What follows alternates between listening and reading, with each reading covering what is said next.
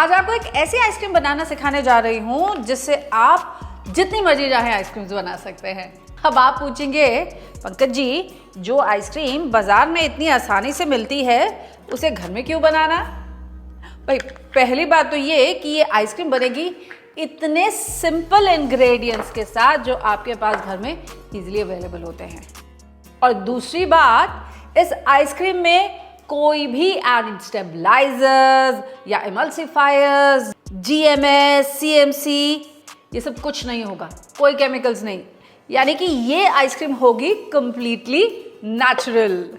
तो अब वो बेसिक वनीला आइसक्रीम तो बन ही रही है, मैं आपको मैंगो आइसक्रीम, चॉकलेट आइसक्रीम ये दोनों बना करके दिखाऊंगी।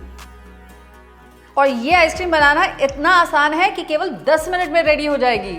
और मेरा यकीन मानिए, आपके बाजार की पैकेज आइसक्रीम के जैसी ही नहीं, उससे भी बेटर बनेगी ये आइसक्रीम।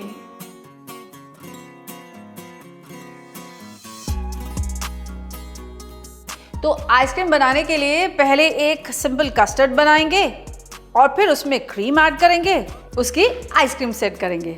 अब आप सोच रहे होंगे, is it really that simple?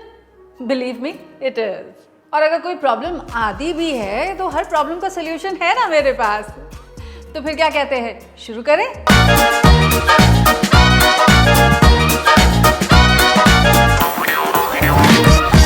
अब आइसक्रीम बनाने के लिए ना मुझे चाहिए होंगे ये 5 बेसिक इंग्रेडिएंट्स। सबसे पहले तो दूध, दूसरा चीनी, और तीसरा अपने कस्टर्ड को बनाने के लिए मुझे कस्टर्ड पाउडर नहीं, मुझे चाहिए होगा कॉर्नफ्लावर। इसी के साथ साथ हमारी आइसक्रीम का जो बेस फ्लेवर होता है वो होता है वनीला। एंड ऑफ कोर्स इसको एक रिचनेस और क्रीमीनेस देने के लिए मैं इस्तेमाल करूंगी व्हिपिंग क्रीम का। तो सबसे पहले हम शुरुआत कर रहे हैं अपने कस्टर्ड के साथ, और इसके लिए यहाँ पर मैंने लिया है 750 ml यानी कि 3 कप दूध, और इसे मैं यहाँ बॉईल कर लूंगी। अब इस दूध में मैं ऐड करूंगी आधा कप चीनी, और अब इस दूध को पहले एक बॉईल पे ले आएंगे। और तब तक हम क्या करेंगे कि ये जो कॉर्नफ्लावर है ना, इस कॉर्नफ्लावर से हम एक बेसिक स्लरी बना लेंगे। अच्छा, आप चाहें तो कस्टर्ड पाउडर का भी इस्तेमाल कर सकते हैं, लेकिन कस्टर्ड पाउडर डालने से क्या होगा, आपकी आइसक्रीम में कस्टर्ड पाउडर का कलर भी आ जाएगा। और अब इसमें 1/4 कप मिल्क मिला लेंगे और इसे अच्छे से मिक्स करके इसका एक पेस्ट बना लीजिए। Now once the milk comes to a boil, हम क्या करेंगे, इसमें ये कॉर्न स्लरी मिलाएंगे, लेकिन ऐसे नहीं, क्योंकि अगर ऐसे ही हमने ये कॉर्न स्लरी दूध में डाल दी ना तो इसके लम्प्स पड़ जाएंगे। तो हम क्या करेंगे, इसमें पहले थोड़ा गर्म दूध मिलाएंगे और इस गर्म दूध के साथ इसको हम मिक्स करेंगे। तो तकरीबन आधा कप गर्म दूध मैंने अपने कॉर्न स्लरी में मिला लिया है।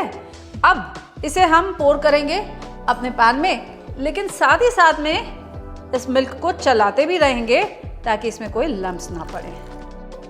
अब इसे हम तब तक कुक कर लेंगे till the time we have a thick custard of coating consistency. अब देखिए हमारा कस्टर्ड थिक हो गया है। अगर मैं इसे अपने स्पून में उठाती हूँ ना, तो ये देखिए, ये स्पून के बैक को अच्छे से कोट करता है। और अगर मैं इसमें ऐसे एक लाइन ड्रॉ कर दूं तो ये लाइन आपस में मिलती नहीं है, इट स्टेज सेपरेटेड। तो ये होता है कोटिंग कंसिस्टेंसी का कस्टर्ड। अब क्या करेंगे, अब मिलाएंगे इसमें अपना फ्लेवरिंग एजेंट यानी कि वनीला एसेंस। तो मैं ऐड करूंगी इसमें 1 टीस्पून वनीला एसेंस और इसे अच्छे से मिक्स कर दूंगी। देखिए कितना गाढ़ा हो गया है ये। अब गैस को कर देते हैं हम बंद और इसे कंप्लीटली कूल डाउन हो जाने देंगे। तो जब तक हमारा कस्टर्ड ठंडा होता है, हम अपनी व्हिपिंग क्रीम को व्हिप कर लेंगे। अब क्रीम को व्हिप करते वक्त ना 2-3 बातों का खास ख्याल रखिएगा। पहली बात तो ये कि आपकी जो क्रीम है ऑफ कोर्स वो तो चिल्ड होनी ही चाहिए। दूसरी बात, ये बोल भी चिल्ड होना चाहिए, और इन ब्लेड्स को भी अगर आप पहले ही चिल कर लेंगे ना तो आपकी क्रीम और अच्छे से और जल्दी व्हिप हो जाएगी। कोल्ड टेम्परेचर्स पे ये क्रीम बढ़िया व्हिप होती है। अब इस क्रीम को हमें व्हिप कर लेना है स्टिफ पीक स्टेज आने तक। अभी देखिए ये सॉफ्ट पीक स्टेज पे है। अगर मैं इसे इस तरह से उठाती हूँ ना तो इसकी ये जो नोक बनती है ये नीचे की तरफ गिर जाती है।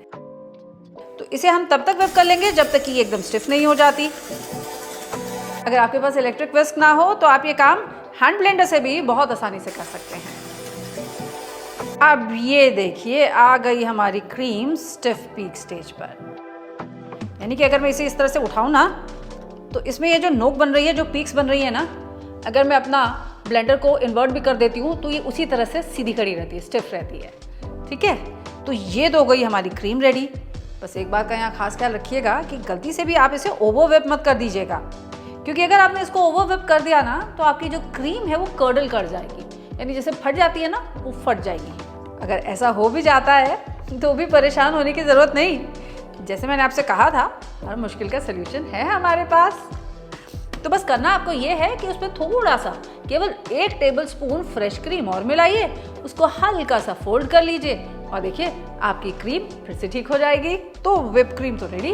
अब कस्टर्ड भी अच्छे से चिल हो चुका है।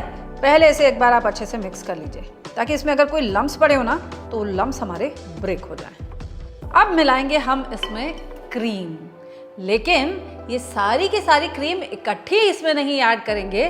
क्रीम इसमें जाएगी थोड़ा थोड़ा करके और इसे विगरसली बीट भी नहीं करेंगे, हल्का सा फोल्ड करेंगे ताकि जितनी हवा हमने इस क्रीम में यहाँ पर इनकॉर्पोरेट की है ना वो हवा डिफ्लेट ना हो जाए।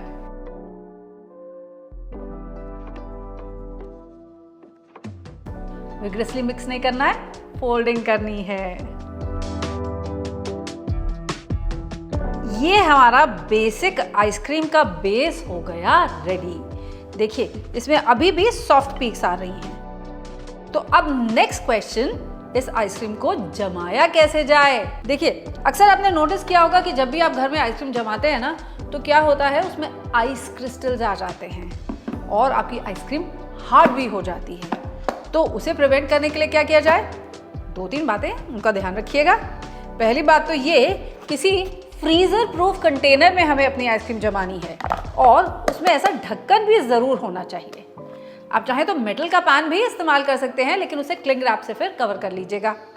अब एक तो मैं जमाने जा रही हूँ वनीला आइसक्रीम।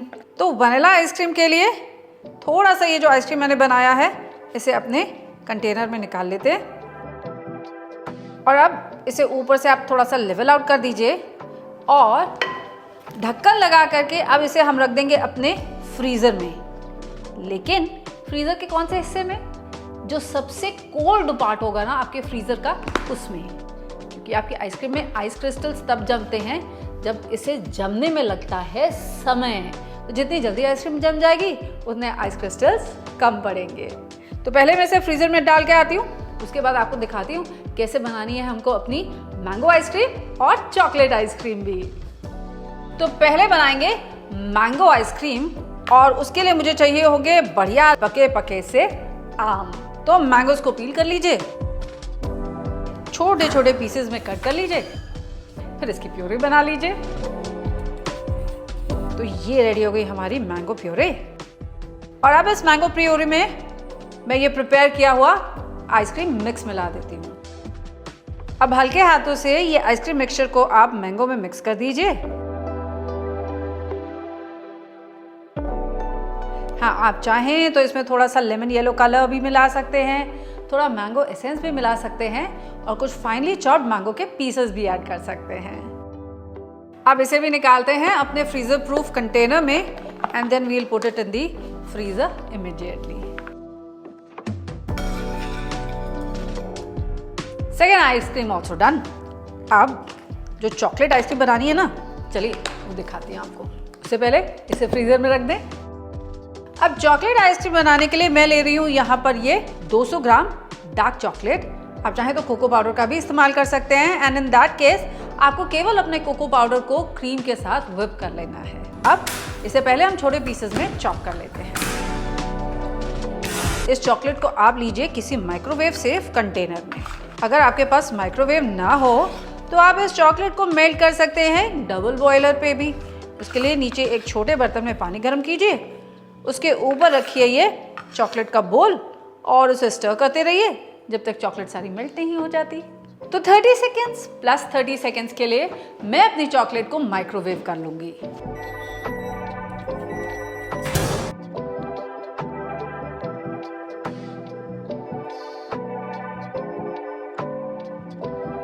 अब देखिए ये चॉकलेट कंप्लीटली मेल्ट हो चुकी है। देख रहे हैं, इसमें कोई भी लम्प्स नहीं रह जाने चाहिए।